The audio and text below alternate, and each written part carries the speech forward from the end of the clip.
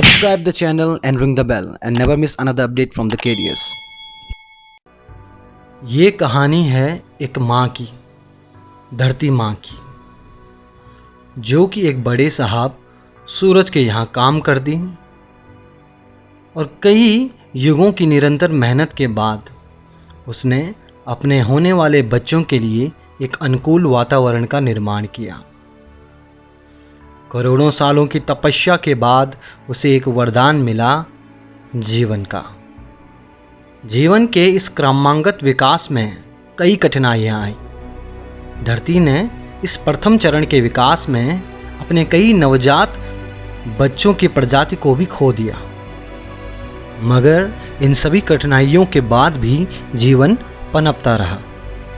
फिर कई करोड़ सालों के बाद धरती में पूर्ण रूप से जीवन के लिए स्थितियां अनुकूल होने लगी और सभी साधनों से समृद्ध होने के बाद जीवन चक्र चलने लगा और धरती के सारे बच्चे धरती पर जीवन चक्र चलाने में उसकी मदद करने लगे।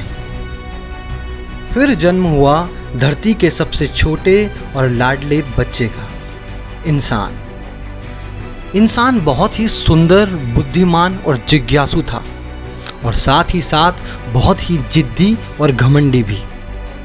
देखते ही देखते इंसान अपने बल और बुद्धि से उन्नति के चरम पर पहुंच गया और धरती के साधनों का भरपूर उपयोग करने लगा, मगर उसकी भूख खत्म ना हुई। उसे साधन कम पड़ने लगे तो वो अपने साथ साथ अपने साथी भाई बहनों के साधनों पर भी कब्जा करने लगा और जीवन चक्र को असंतुलित करने लगा। जब जब जीवन चक्र असंतुलित होता तो माँ धरती बीमार पड़ जाती और जब माँ बीमार होती तो इंसान को भी उसका प्रकोप भुगतना पड़ता। फिर इंसान कुछ वक्त के लिए सुधरता, परंतु फिर समय के साथ साथ फिर वही सब करने लगता। एक माँ के लिए उसके सारे बच्चे एक समान होते हैं। आखिर कब तक वो एक बच्चे की नादानी और शैतानी सहती रहेगी?